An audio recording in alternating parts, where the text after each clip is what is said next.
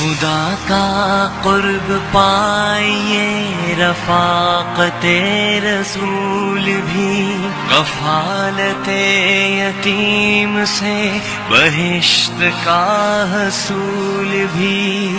الخدمت فاؤنڈیشن پروگرام د یتیمانو د پالنې د پاکستان د ټولو نه غټ پروګرام دی. دا آغوش پروګرام تر لاندې د پاکستان د ټولو صوبو بشمول ضلع مومند، ضلع باجوړ، ضلع اورکزۍ او د ضلع خیبر د یتیمانو ماشومانو د پالنې سره سره دوی ته مذهبي او دنیاوي تعلیم هم ورکوي. د آغوش پروګرام زیر نگرانۍ تر لاندې وروستو ورځې یو افطاري پروګرام منعقد شوی و چې پکې په ګڼ شمېر کې یتیمانو ماشومانو ګډون کړی و. په دې موقع مشر مېلمه حفیظ الرحمن صاحب او نور الواحد جدون صاحب یتیمانو ماشومانو سره افطاری هم وکړه او یتیمانو ماشومانو ته د اختر کپړو پیزار سره سره نغدي روپے هم ورکړي او د وړو ماشومانو لپاره کیلونی هم ورکړي.